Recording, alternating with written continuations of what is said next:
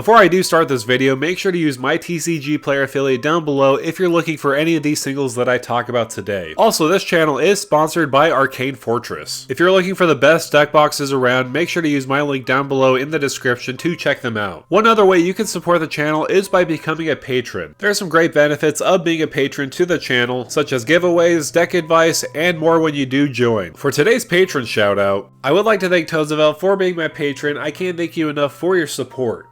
Hey, what's going on YouTube? This is Devin coming back at you with another video today on PubStompMTG, and today I'm going to go over Marvo Deep Operative. This is a pretty exciting commander. Not only is this an octopus rogue, but this also has a great ability of clashing. When it does attack, clash with defending player. If you don't know what clash is, it does have the reminder text. Each clashing player reveals the top card of their library, then puts that card on top or on bottom. A player wins if their card had higher mana value. Also, it does have the ability when you do win a clash, you draw a card, then you cast a spell from your hand with mana value 8 or less without paying its mana cost. Also, what's kind of funny about this, it's 5 mana for a 1/8, so obviously you're not going to be dealing a lot of damage with Marvo, but you're going to be cheating out a lot of different spells. So this is a pretty interesting and unique commander. There's a lot going for it. I love how it's using the old clash mechanic. I also do think the art is pretty fantastic. It's just an octopus using a rope to go down a cavern just to steal a dagger. Very Tom Cruise-like in the Mission Impossible movies. Regardless of that, there's a lot of fun ways we can build around this commander, and let's get right into it.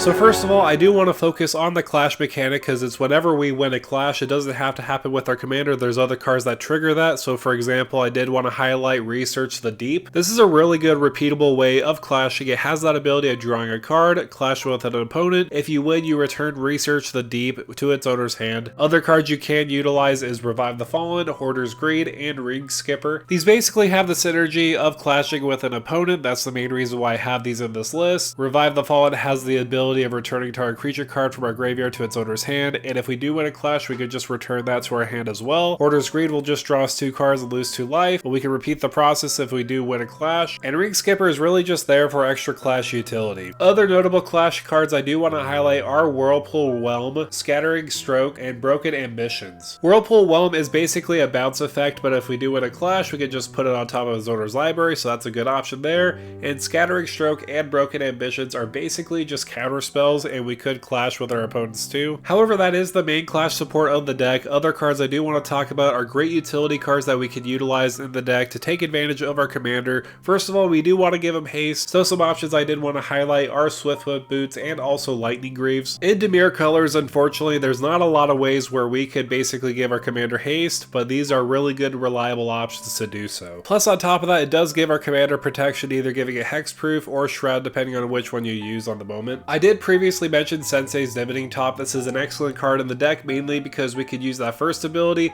to look at the top 3 cards of our library and put them back in any order. And if anything else, we could use that tap ability to draw a card, then put Sensei's Dividing Top on top of its owner's library. But I wouldn't recommend using that tap ability unless you're using it for a specific situation. Most likely you're going to be paying 1 into that ability so that you can put a big CMC card on top of your library. A similar card I do want to point out is Scroll Rack. This is excellent in the deck, very similar to Sensei's Dividing Top, but we can manipulate the top card of our library. So it basically reads, for 1, you can tap and exile any number of cards from your hand face down, put that many cards from the top of your library into your hand, then look at the exiled cards and put them on top of your library in any order. So if you do have a high CMC card in your hand and you want to put it on top of your library, you can easily do so with Scroll Rack, so when you're swinging in, you clash with an opponent, you can win that clash and cast that for free. Another fun card I did want to point out is Palantir of Orthong. I honestly think this is a really funny card that you could basically gamble with an opponent at the beginning of your end step, put an influence counter on Palantir of Orthong, and scry 2. Then target opponent may have you draw a card. If that player doesn't, you mill X cards, where X is the number of influence counters on Palantir of Orthong, and that player loses life equal to the total mana value of those cards. So in this deck, a lot of our opponents may be gambling with their life, because if we do have a lot of high CMC cards on the top of our library, they may be punished for the amount of cards we do mill instead of giving us card draw. So either way, this could be a win-win for us. We could draw a card or we could deal a lot of damage to our opponents. So another topic I do want to discuss in this video is cloning Marvo, because if we clash more, we will trigger all the Marvos we do have on the battlefield that are clones too. So we can use clones like Sakashima of 1,000 Faces and also Spark Double that basically evade the legendary rule. So a Spark Double, it does have that ability. You may have Spark Double enter the battlefield as a copy of target creature or planeswalker you control, except it enters the battlefield with 1/1 counters on it if it's a creature. And also it's not going to be legendary too, so that's very important. The same can be said for Sakashima with that ruling. The legend rule does not apply to permanents you control. So what's very cool about this, if you swing in with 3 different Marvos, say for example Spark Double and Sakashima are all copies of Marvo, you swing with all 3 of them, clash with 3 different players, and let's just say hypothetically you win all those clashes, you can have that last ability trigger 9 times in total with all those Marvos on the battlefield, draw about 9 cards, and then cast anything with mana value 8 or less without paying its mana cost 9 times over. So that's pretty good, especially with clones. Other clones I do want to highlight that do a similar thing are Enriquez's Vile Duplication and also Quantum Misalignment. These basically will do the same thing. Enriquez's Vile Duplication will give the token flying and also isn't legendary. Quantum Misalignment will basically do the same thing but does have rebound too, so those are very nice additions to the deck as well. Of course, you can make all your creatures into Marvo with Nanogen Conversion. This can be really good. Choose target creature you control. Each other creature becomes a copy of that creature until end of turn, except it's not legendary. So if you do think the clone effects are pretty scary with Marvo, you haven't seen nothing yet with Nanogen Conversion. This could be ridiculous. The amount of creatures you do have on the battlefield can be copies of Marvo, and you can get an enormous amount of clash triggers going on with Nanogen Conversion. However, one of the scariest cards that you could be playing in this deck is Auton Soldier. So for 4 and 2 blue, it's an artifact creature, Alien Soldier. You may have it enter the battlefield as a copy of any creature on the battlefield, except it's not legendary, and is an artifact in addition to its other types, and has Myriad. So the downside with Myriad is the fact that we won't get that attack trigger with Marvo with those Myriad tokens that do enter the battlefield. But on the bright side, if we do have those tokens on the battlefield and we do win a clash, we can have that ability trigger multiple times, drawing our card and also casting stuff for free. So even though the tokens won't get an attack trigger, I feel like the benefit's going to outweigh the downside of getting that ability to basically cast something for free and draw a card. So this can be quite busted in this deck for sure. So the next subject I do want to talk about is getting the most out of our commander's ability when we do clash. The first option I did think about was Roaming Throne actually, because this has the ability to basically double our clash triggers. So yeah, Roaming Throne is a good card. We all know it's a good card. There's a reason why it's over $20. This will trigger the ability twice with our commander, so obviously this is a good option in the deck. I will always bring up Nezahal Primal Tide because it's an absolute great include in any reanimator strategy or strategies where you're casting things for free.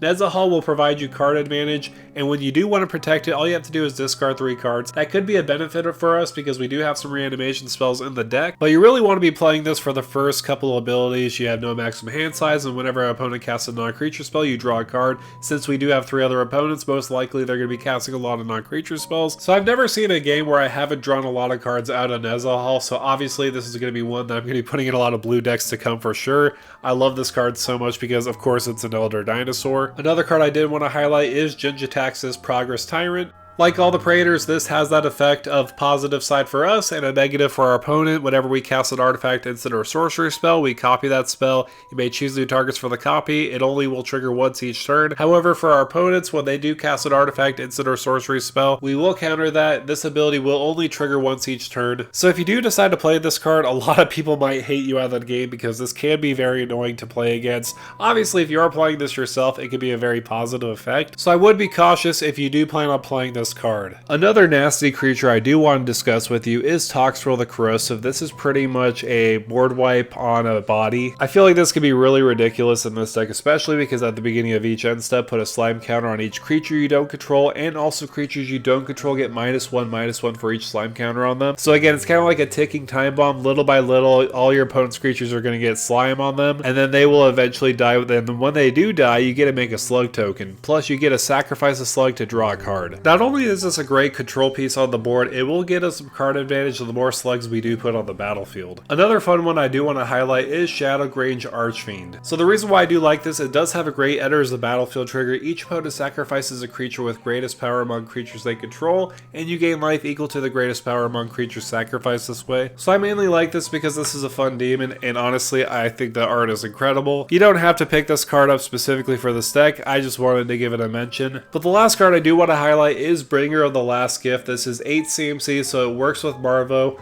Also, it's great because when it enters the battlefield, if you cast it, we are casting it with Marvo's trigger. So basically, this is a living death on a creature, but it's a vampire demon 6/6 with flying, so that's pretty good stats. If we discarded a lot of creature cards to the graveyard, we could just reanimate them with this spell. So there's the upside and the downside. We will sacrifice all creatures on the battlefield, maybe including Marvo. But on the positive side, we might have a lot of creatures in our graveyard that we could use this ability on. So overall, I think these are fun choices. Obviously, there are some meaner choices, but there are also some other fun ones that you can pick from. However, that's going to do it for me, guys. Thank you guys so much for coming by and watching this video on Marvo Deep Operative. So overall, I think this is a really cool commander. It's pretty original. I like the idea of being a rogue octopus, and it just looks so funny with the art. I think it's a really original commander and very neat. But let me know down below in the comments, what do you think of this commander? Do you plan on building it? Make sure to like, share, and subscribe to the channel. And with that out of the way, thank you for stopping by.